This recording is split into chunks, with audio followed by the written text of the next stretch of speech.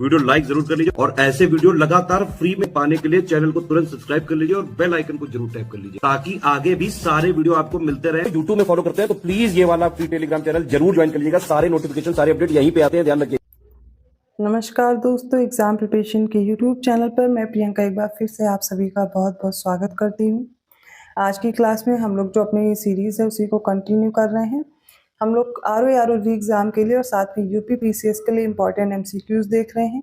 Daily practice कीजिए। रात को 9 बजे क्लास आती है जो कि आर के लिए इम्पॉर्टेंट है ही, यूपी पीसीएस के लिए भी उतनी ही इम्पॉर्टेंट है। यहाँ पर जो क्वेश्चंस आपको कराए जा रहे हैं वो सारे लेटेस्ट ट्रेंड और पैटर्न पर ही आधारित हैं। अभी जो पिछले पेपर हुए हैं, चाहे वो review officer, assistant review officer का हो या फिर अभी पीसीएस का भी एग्जाम हुआ है, दोनों एग्जाम को ध्यान में रखते हुए आपके क्वेश्चन डिजाइन किए गए हैं। और इन क्वेश्चन से अगर आप डेली सॉल्व करें, प्लेलिस्ट में क्लासेस ऐड हैं, तो आपको काफ़ी हेल्प मिलने वाली है।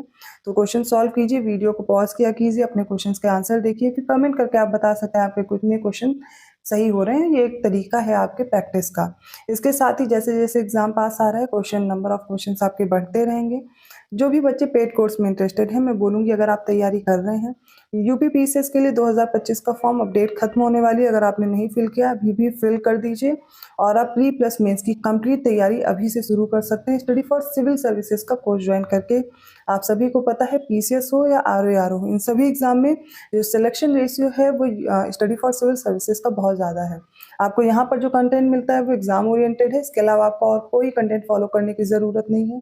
अभी आपको जो टाइम मिला है 3 से 4 महीने का, ये आपको मिल गया है आर के लिए। तो आप क्रैश कोर्स ज्वाइन कर सकते हैं जिसमें वीडियो रिकॉर्डेड क्लासेस होंगी, साथ में प्रैक्टिस कर सकते हैं। टेस्ट सीरीज है, डेली प्रैक्टिस कराई जाती है। सारे सब्जेक्ट आप वीडियो से कंप्लीट करेंगे। और करंट अफेयर आपको सभी को पता है कि यहाँ से बाहर एक भी क्वेश्चन नहीं जाएगा। आप कितनी भी मैगजीन फॉलो कर लीजिए, कितना भी पढ़ लीजिए, लेकिन कहीं ना कहीं आपके क्वेश्चन एग्जाम टाइम में नहीं हो पाते, करंट के खासकर। तो वो भी आपके क्वेश्चन ना छूटने पाए, वो आप यहाँ से तैयारी कर सकते हैं।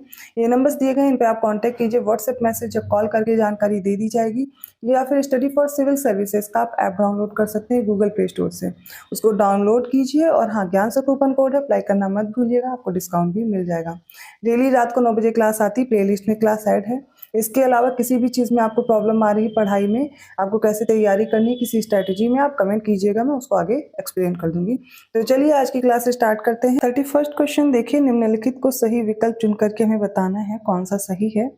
तो जनगणना 2011 के जो आंकड़े हैं उनके अनुसार बताना है, अगर एक जनगणना शहर बनना है तो कौन कौन सी कंडीशंस फॉलो होनी चाहिए। पहला है न्यूनतम जो जनसंख्या है, मिनिमम पॉपुलेशन, वो कितनी होनी चाहिए, 5000 होनी चाहिए।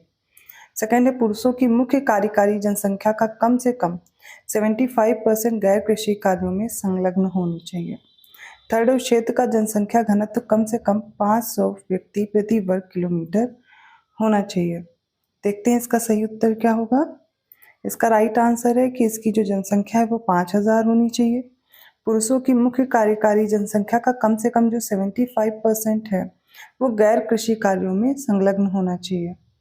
थर्ड इनकरेक्ट है क्योंकि उस क्षेत्र की जनसंख्या घनत्व कम से कम 400 व्यक्ति होना चाहिए, मिनिमम 400 है ना कि 500। 400 व्यक्ति प्रति वर्ग किलोमीटर होना चाहिए। सही उत्तर हो जाएगा ऑप्शन ए। तो जो भी बच्चे अभी तक वेट कर रहे थे, कमेंट कर रहे थे कि मैम मॉक टेस्ट शुरू कराइए, फुल लेंथ मॉक टेस्ट, तो वेट आप लोगों का ख़त्म होता है। बहुत जल्दी मैं आपका जो ये फुल लेंथ मॉक टेस्ट है वो कराने जा रही हूँ। लेकिन आप लोग से कमेंट करके मैं सुझाव लेना चाहती हूँ कि आपका जो हिंदी का पेपर और जीएस का पेपर अब तो एक ही में हो गया है, तो आप लोग ये फुल लेंथ मॉक टेस्ट एक ही वीडियो में पूरा पाना चाहते हैं, जिसमें मैं हिंदी और जीएस दोनों इंक्लूड करूँ। 200 मार्क्स की, 140 की जो जीएस की है और फिर 60 क्वेश्चन हिंदी के हैं, तो इनको मैं एक ही में इंक्लूड करके वीडियो अपलोड करूँ। आप लोग पूरी क्लास देखेंगे या फिर हिंदी की क्लासेस आपको अलग चाहिए और जीएस की क्लासेस अलग चाहिए, मतलब जो फुल लेंथ मॉक टेस्ट है आपके। तो आप लोग ये कमेंट करके ज़रूर बताइएगा। जो भी ज़्यादा से ज़्यादा कमेंट होंगे मैं वैसे ही वीडियो प्रोवाइड कर दूँगी, ठीक है। तो फुल लेंथ मॉक टेस्ट ज़रूर सॉल्व कीजिए और आप देखेंगे उसमें जो आपको कंटेंट दिया जा रहा है, वैसे तो वो टेस्ट सीरीज़ है आपकी, अगर आपको पीडीएफ पाना होगा तो आप उसे परचेज़ कर लीजिए, आपको पीडीएफ मिल जाएंगी। लेकिन वही पीडीएफ वो मैं आपको वीडियो के फॉर्म में आपको फुल लेंथ मॉक टेस्ट करवा रही हूँ। तो जो बच्चे पेड को ज्वाइन करना चाहते हैं, मैं इन्फॉर्मेशन प्रोवाइड कर चुकी हूँ, लेकिन अब आपके मॉक टेस्ट शुरू होने जा रहे हैं। तो अब एग्ज़ाम तक आप लोग ये टेस्ट सीरीज़ फॉलो करते रहिएगा। इस चैनल को सब्सक्राइब नहीं किया अभी तो कर लीजिए, क्योंकि आपको जैसे यूपी पीसीएस के टाइम पे मैंने देखिए फुल लेंथ मॉक टेस्ट कराए थे, 25 से 30 सेट मैंने करवा दिए थे और वो काफ़ी हेल्पफुल भी रहे एग्जाम में। ये कोई नहीं कह सकता कि मैम वहाँ से क्वेश्चन नहीं थे या उसके इर्द गिर्द नहीं थे, क्योंकि मैं हर क्वेश्चन को एक्सप्लेन भी कर रही हूँ, तो आप लोग उसको फॉलो करते रहिए। चलिए आगे क्लास स्टार्ट करते हैं। 32nd क्वेश्चन देखिए, करेक्ट हमें पेयर चूज करना है।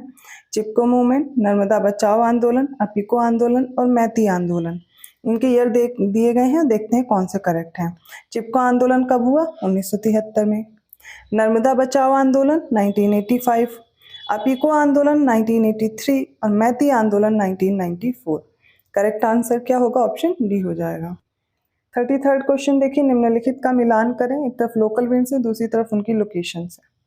तो स्थानीय पवनों में गिबली है, खमसिन है, पुर्गा और लेवेंतर है। और अवस्थिति में लीबिया, दक्षिण स्पेन, मिस्र और रूस दिया गया, इनसे हम मैच करेंगे। तो देखिए लीबिया में चलती है गिबली। आपने सुना होगा सहारा के पास जैसे कि खमसिन चलती है, उसी प्रकार गिबली है।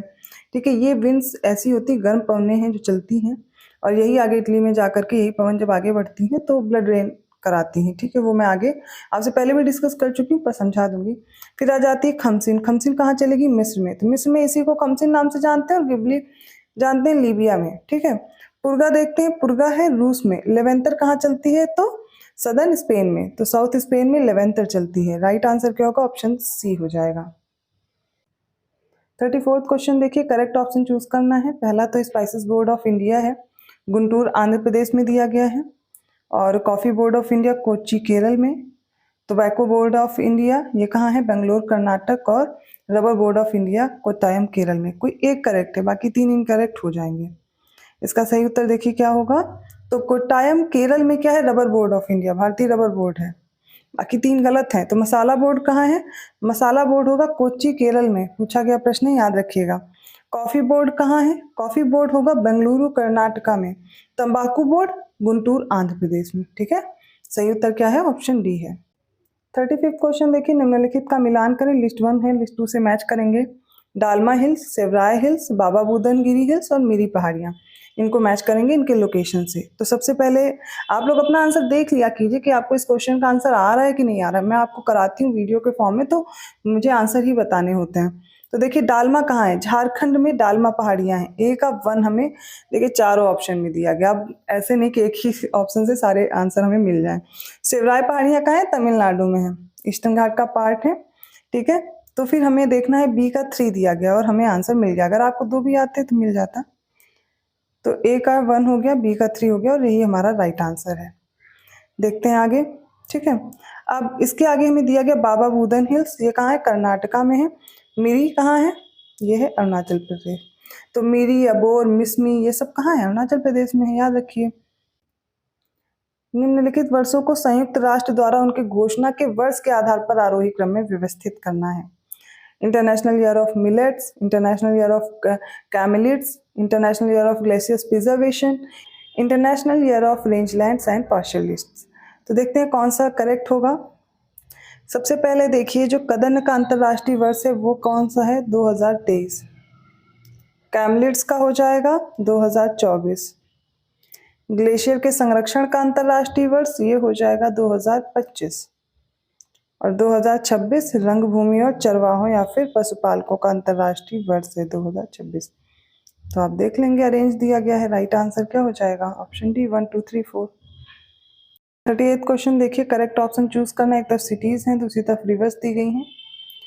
तो कीव यूक्रेन का दिया गया है, वियना ऑस्ट्रिया का, यांगून म्यांमार, दमिश्क सीरिया और काहिरा में जो नील नदी दी गई है।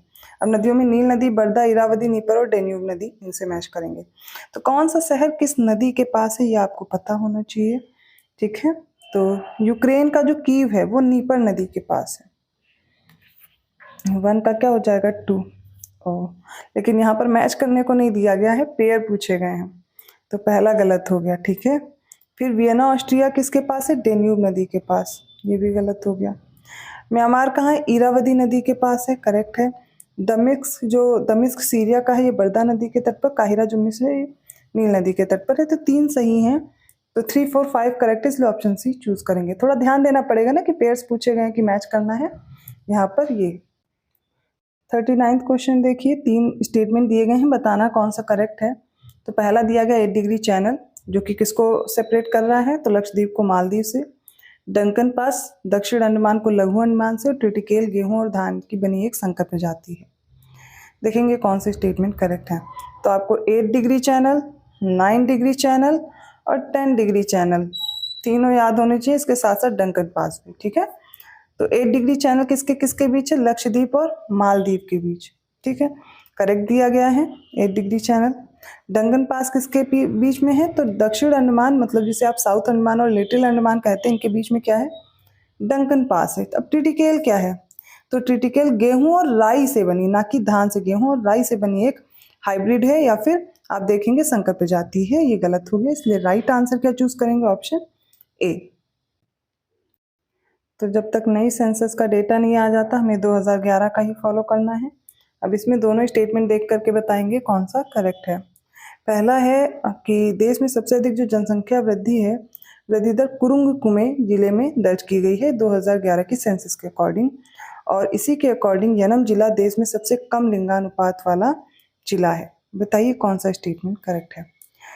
तो सेंसस जो 2011 की है उसके अनुसार सबसे अधिक जो जनसंख्या वृद्धि है, ये दर कहाँ देखी गई है? तो अरुणाचल प्रदेश के कुरुंग कुमे जिले में। सही हो जाएगा। फिर 2011 की जनगणना के अनुसार जो यनम जिला है ये गलत है। यहाँ पर दमन और दीव का जो दमन जिला है, यहाँ पर सबसे कम सेक्स रेशियो है, 533 है। तो राइट आंसर क्या हो जाएगा? यहाँ पर सही पूछा गया है और वो ऑप्शन बी, केवल पहला कथन सही है। 41st क्वेश्चन देखिए, सही विकल्प चुनना। एक तरफ लेक्स हैं, दूसरी तरफ कंट्रीज हैं। साल्टन सागर झील, सावा झील, बैकाल झील और ओगुटा झील को उनके देश से मैच करना है। नाइजीरिया, यूएसए, रूस और इराक से। तो साल्टन सागर झील कहाँ है? यूएसए में है। सावा झील इराक में है। बैकाल झील सभी को रटा हुआ होगा, रूस में है। सी का 3 आप देखते तो भी आपको आंसर पहले ही मिल जाता है ना। तो ओगुटा झील कहाँ है? नाइजीरिया में। जरूरी नहीं है आपको हर ऑप्शन में ऐसे ऑप्शन मिले, बट ज़्यादातर ऐसे मिल जाते हैं जहाँ पर आपको जो फेमस चीज़ है वही पूछने की कोशिश की जाती है। तो अगर आपको वो आता है आप उससे मैच करिए, आंसर लगभग मिल जाता है। ऑप्शन डी यहाँ पर करेक्ट है। 42nd क्वेश्चन है, निम्नलिखित पर्वतों को उनकी ऊंचाई के आधार पर अवरोही क्रम में व्यवस्थित करना है। तो माउंट ब्लैंक है, माउंट अल्बर्ट है, माउंट अकांकागुआ है और थवाना नतलेनियाना है। ठीक है, चलिए इनको मैच करते हैं, पहले क्रोनोलॉजी में लगाते हैं। तो आल्प्स पर्वत तो इसमें दिया नहीं हुआ है, लेकिन हाँ आल्प्स पर्वत की माउंट ब्लैंक होती है, ये मैं ध्यान दे रही थी।